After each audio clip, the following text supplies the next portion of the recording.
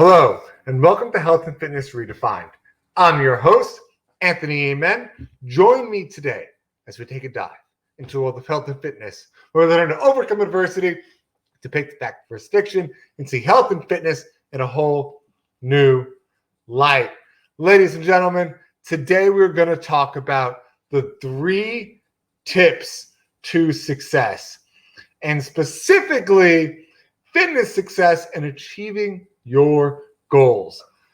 I know we haven't done a solo episode in a long time, but I'm pumped to give you guys this information.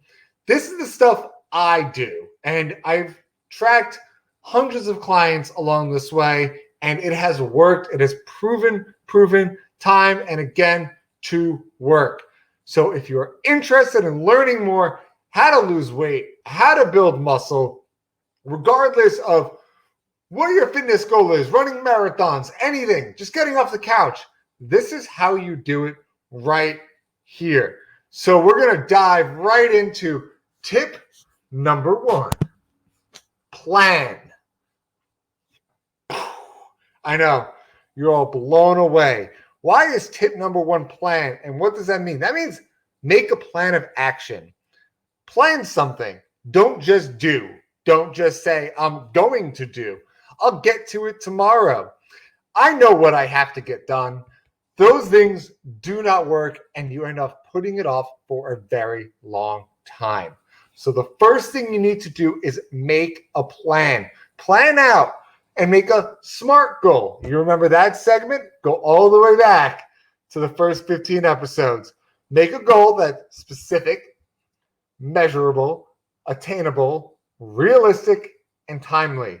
So don't just say, I want to lose weight. Say, I want to lose weight. I want to lose 10 pounds in 10 weeks, just in time for my sister's wedding. There's a plan right there. I want to run this marathon, which is X amount of miles. So I think marathon's like 23 miles by October 1st. I have 10 weeks. Ready? Let's do it. And write this plan down. Don't just think it, write it down. And then constantly remind yourself what this plan or goal is another word for it that you want to accomplish. So my favorite tactic is to take that, write it on a piece of paper, post it on your fridge. Constant reminder. You want to, especially if you want to lose weight. Maybe your fridge is filled with junk. You're going to see that as that reminder of, hey, this is what I'm planning on accomplishing. You're going to be a little more hesitant to eat that chocolate cake. You know what I'm saying? And you're going to be like, oh, I should go hit the gym today. I should go do this. This is what we do as fitness professionals. We plan for all our clients. We don't just nonchalantly say, oh, come work out when you can. And, yeah, we'll get there. No, a good trainer, a good coach is going to say, all right, you want to get this there? You know what? We're going to do 3 times a week training. You're going to come and do 2 days a week on your own. When you're on your own, you're doing 30 minutes of cardio, interval heart training to work on your heart. And that way, we know exactly how to get you from plan A to plan B to make sure you're going to accomplish that SMART goal. And if you need help, like that example, talk to a professional. Don't think that, maybe you can't do it on your own. Don't be embarrassed. So many people can't. We go to doctors, don't we? I personally see some doctors. I go to see some RNs. I have business coaches. Don't just assume you can do everything on your own. Consult the people that are experts in it and use their advice. And maybe you just use it in the beginning to get you motivated and hold you accountable. But it is something that I'm just really passionate. Just make sure you write it down, have a specific course of action, and go on. And that leads me to tip numero 2. Tip number 2, guys, track. I know you don't want to track. Oh, I got to write things down. Well, I'm going to be specific on this. There's a couple of ways to really go about tracking. So let's say your goal is to run a certain distance. I'm not going to sit here and tell you to track everything that you're doing throughout the day, everything that you're consuming. Yeah, that's great. And that's definitely an extra step. But to a lot of people, it's a lot of not unnecessary, but too much work. So instead, if your plan is to be able to run a certain amount of distance or go a certain amount of distance, track what you did that day. So day 1, I did 0.1. Day 2, I did 0.15. Day 3, I did 0.2. And with your plan of action of knowing, let's say you had to run half a mile, you didn't make it, track that. Maybe if you had a goal for the day at 0.5 and you ran 0.45, so you were 0.05 off. You now know I was 0.05 off. All right, I need to kick it up a notch. And then the next day come around, you do 0.55. You just made up that difference of 0.05 for that week. So just little tidbits like that are going to go a long way.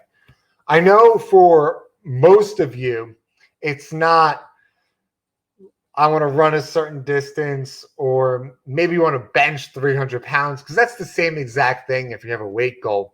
There, for a lot of people, it's I want to lose weight, I want to feel better, I want to live longer. And those are their more goals. So what I'm going to do is I'm going to give you everything right now, what I do for my 30-day challenge. My 30-day challenge is when I take 2 contestants and I transform their life in 30 days. And it's different from most weight loss challenges because we're not just tracking weight. We're diving into these people's lives. I am a firm believer, and you've heard me say this before on the show, that it's not all about calories. It's about how you're feeling. How's your stress levels? How much did you sleep? What's your water intake? There's a lot more factors that go into feeling better and losing weight than just calories in, calories out. We're people. We're very complex human beings. So it's important to understand that and to have a full out view and scope of what's going on in your life, and then being able to take control of the things that really matter. So the basics in here, because obviously for the contestants, it's about losing weight. We do track calories, and that's just total calories consumed. Most of them don't really understand how many calories they're eating in a day until they start tracking. I'm not exaggerating here. I had a client recently tell me that his diet's really good, and he promises me he's only eating 2,500 calories a day, because he's like, that's a lot of food. We started tracking. Day 1, he texts me. He goes, oh my God, I'm at 4,500. No wonder you're losing weight. You're sitting there telling your trainer that your calories are on point. You know exactly what you're doing. You don't need to track. He was 2,000 calories off from what he thought he was. That's a huge difference. If a pound of fat is 3,500 calories, you're gaining almost a pound and a half a week. That's a lot to lose off, guys. So just be conscious about how many calories a day you're eating. So that's the simple one. Then we're going to get into a little more complex. And I'm probably going to have some people not agree with me on this, but that's okay. I don't believe in tracking carbs and fats. I want to repeat that again. I do not believe in tracking carbs and fats. The only thing I track as a macronutrient is protein. Why? Because most of us, especially those of us that are trying to build muscle, do not eat enough protein in our day in order to maintain that muscle. For us, it's having enough protein to be able to tame your muscle, to increase your metabolic rate, meaning the more calories you burn a day at rest, so you burn more every day. Therefore, you can eat a little more and you're not starving yourself. On top of that, when you get too fickle with tracking all 3, because that's what all food's made out of, proteins, fats, and carbs, you start losing sight of the foods that you enjoy eating. And it's really important for you to maintain any diet. You enjoy doing it. And it's more of a lifestyle change and not just any specific diet. Like the previous episode, we talked about diets that were ranked and how most don't work. So I'm not going to talk too much about that. You can just go check that episode out. But diets that you can't maintain throughout the rest of your life don't work, are going to yo-yo, and you're going to end up gaining a lot of weight back. And just ultimately aren't going to work. So for me, it's total calories and just protein to make sure you're eating enough of it. Plus, protein satiates you a lot more than carbs do. So it's easier to feel full when you're eating enough protein, and therefore it's going to lead to eating less calories and feeling more full. So another reason that I track protein, and it just keeps things easier. The next one, which is the last one, food related. I'm not going to talk about it too much, but you know how much I love fiber, guys. I am all in the fiber game and how important fiber is to control our blood sugar levels, to help our GI tracts, just overall the most under-tracked thing we can do. We all say carbs are bad, but we all know fiber helps control the blood sugar with fruits. So that's why we eat fruits and not juices. So go check that episode out, all about fiber, if you want to learn more. I think that's like my 12th most downloaded episode too. People love that one. So definitely go listen and check that one out. The next thing we dive into is water intake. I mean, we're not drinking enough water, guys. Strictly speaking, half your body weight in ounces is the easiest calculation to figure out without getting too technical. And if you really want to be, make sure I'm staying hydrated, check your urine, because everyone's different. It shouldn't be yellow. It should be more in the clear with a little bit of tint of yellow in it to make sure that you are hydrated enough and are getting enough fluids in your diet. Don't forget, caffeine dehydrates you. Alcohol dehydrates you. So when you are consuming those two drugs, please make sure you are drinking more water. Plus, muscle cramping, not fun. Anyway, moving on to the next one, sleep. Number one in my packet. Talked about it in almost every episode. If you're not getting enough sleep, you're just not going to feel good. You're going to eat horribly. You're going to gain weight quicker. Your stress is going to be off this roof. I can't say it enough. It is the most important thing to track. I'm going to repeat that. If I was only going to track one item, it's how much you are sleeping in a night. Getting at least 7 hours of sleep and a full night of rested sleep, guys. I can't stress this enough. Sleep. All right, here's where we get a little more different. And I was talking about transformation challenge and tracking different aspects of everything. So the next two, I'm going to put them together. One's stress, one's happiness. How stressed were you this day? How happy were you this day? Please give me a rating of 1 to 10. 10 being for happiness, you're super happy. 1 being you were miserable. For stress, 10 being, oh my God, if I had hair, I'd pull it out. And 1 being, okay, I'm really laid back and life is great right now, chilling. So I actually give parameters of how happy and stressed they should feel throughout the day because it's super important. If you're not happy in what you're doing in your life and you're depressed, you're going to eat horribly. You're not going to sleep well. You're not going to care about your calories. If you're super stressed, you're going to go reach for that donut, that beer, and just so on and so forth. It's just a cyclical cycle that we just beat ourselves up on the inside. And it's super important that we really focus on taking a step back and evaluating our lives and saying, how happy am I? What can I do to make myself happier? Because ultimately, if I'm happy, I'm going to want to feel better. I'm going to want to live longer because I'm happy. I'm doing things I enjoy. I love going to the beach and hanging out on a beautiful summer day. That makes me happy. Do it, guys. Do things that make you happy. Don't sacrifice it. I think that's the best way of putting it. Don't stress. Take it down. Understand what's triggering your stress. Maybe it's lack of sleep. Maybe it's work. Maybe it's something specific at work. If you start tracking your stress levels, you'll be able to figure out what factors in your day are causing you to stress more. So that's another reason I love that one. Next, we're going to go into good deeds done, and this ties into happiness. I believe all of us understand the benefit of doing unto others good things, helping out your neighbor, holding the door open for somebody.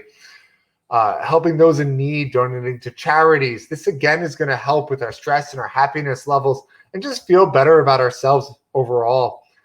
I mean, I know it's a little egotistical to think that doing good deeds on purpose to help make ourselves feel better is wrong, but it's really not.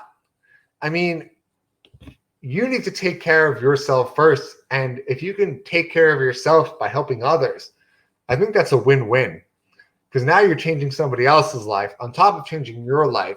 You're going to feel better about doing it. You're going to make somebody else smile. And sometimes just a smile out of somebody can save someone's life. And I really firmly believe in helping others, guys. And I meticulously track this one for my clients when they're in this challenge, making sure they're at least getting 2, maybe 3 good deeds done per day. This isn't a weekly thing. If you can't remember the last time you helped someone out, even if it was so small, that's not good. It doesn't have to be monetary. It can be holding the door open for somebody. Just maybe you see somebody that needs help crossing the street. Somebody's digging a hole and they're dying, and you're like, oh, let me help you do that real quick. It goes a long, long way, especially in our society nowadays. We need to help each other.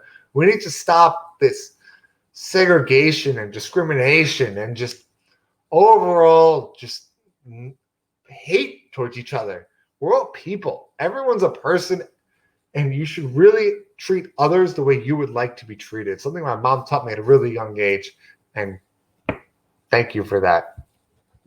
Next one. I call them whoopsies, and I say it like that because I think it's absolutely hysterical. So what are whoopsies? Those are things that we do that we know we shouldn't be doing. It's probably the simplest way to put that. So, for example, I had a donut last night for dinner. Whoopsies! I was on my phone before I went to bed, which disrupts your sleep, which is why this is a bad thing. Whoopsie! You see these little things? So I add this category because I want people to understand it's okay to not be perfect. Because we have whoopsies in there where you're allowed 2, maybe 3 a day because you enjoy your life. It's all you have to enjoy your life a little bit, to do things you love doing and not be super strict on ourselves. It's going to stress us out more. So if we have some kind of parameter on it, or maybe something as simple as you had too many drinks, don't have too many drinks, then go on your phone before you go to bed, then not drink enough water, then eat a pie of pizza to yourself. I mean, this is where it's all going to stack and add up. So just controlling that is really going to help you. Just only a couple odds and ends here and there, guys, when you're doing this one. But I love that one. We call it whoopsies. All right, 2 more. First one, just self-explanatory, guys. Track how long you're working out. Minutes exercising per day. Exercising doesn't have to mean in the gym. It doesn't have to mean going for a really long run. It just means moving your body. Track how long you're moving your body. In conjunction with that, track how many steps you're taking a day. A lot of you are sitting at your desks and not moving at all. You're waking up, you're getting in the car, you're sitting, you're going to work, you're sitting, you're coming home, you're sitting at the dinner table, you're sitting watching a movie. When have you moved? Don't tell me your back hurts and your sciatica because you decided that you're going to sit for 14 hours a day and not bother moving. That puts a lot of unnecessary strain on our backs. So please get up and walk and track your steps. Every phone does it. Or just buy your pedometer for $10 and track your steps. Make sure you're getting at least 12,000 steps. Yes, I didn't say 10,000 for those that think that that's the right amount. It's not. It's 12,000 steps a day. And start small. Don't stress yourself out, like I've been saying. So if you only walk at 1,000 a day, for the next week, walk 1,200 a day. And then the week after that, 1,400 a day. See, I'm slowly increasing, ultimately up to 12,000, and you get used to moving a lot, and you'll feel so much better, and the weight will fall off. All right, meditating. I'm a big believer in mindfulness. We talked about this a lot as well on this show. Take care of yourself. It's the most important thing you can do. Your mental health is what's going to keep you going. So meditating doesn't have to be sitting there and going,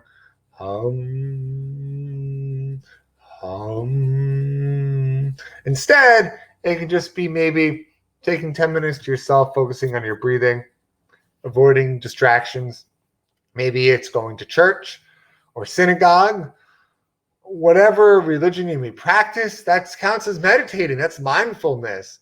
That's taking a step back from what's going on in the world and really inner focusing on your soul, as some would say, or just on yourself and on your brain, just your mental health, guys. We need to take care of our mental health. So that's Anthony's 30-day transformation challenge, guys. And it's something that's had a lot of success with every client that's done it. It's changed people's lives.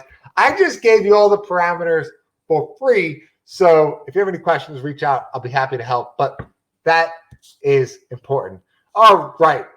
Final tip. Tip number 3. Execute. Do it.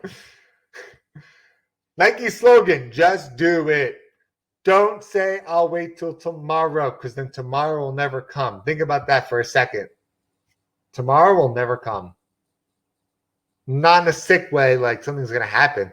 It's just when it's tomorrow, then there'll be another tomorrow, and then there'll be another tomorrow. And you get my point. This goes on and on forever. It's just, there's always going to be another Monday, as people would say. Start now. Execute your plan of action. Right? You're going to have one. You're going to track it. And then you're going to do it. And hold yourself accountable, guys. I'm going to do this for XYZ, whatever it may be. Maybe by the time you finish this, you're going to award yourself and go to the Bahamas. Don't just go to the Bahamas. Say, I can only go if I do this. Maybe it's something simpler, like I'm doing this, and then when I'm done, I'm going to go eat that pie of pizza from my favorite pizzeria and stuff my face. You deserve it because you started today. Or if you really stink at keeping yourself accountable, get somebody else to keep you accountable. 3 different options on this. The first one, which is the cheapest, family, friends, do it with somebody. Say, hey, honey, I'm going to do this, and if you don't do this with me, it's going to make it 60% harder, because that's what studies have shown. So you're going to do it together so we can both be successful. Something like that. I don't know. Or reach out to a friend. Maybe you have a walking partner or someone that you want to do this with. Do it with somebody and hold each other accountable and just do it. Make sure it's somebody who's on the same page as you. If that don't work, tell a family or friend what you're planning on doing and just say, hey, keep me accountable. Text me every day. Make sure I do it. They have me send somebody your results. That's the best. When my clients send me stuff, it's like I review it every Friday. All right, let's see. They're not going to come and say, I forgot. No, because they're going to see Anthony was looking at it, then Anthony's going to criticize it and change it up and make it harder if they didn't do a good job. So little things like that.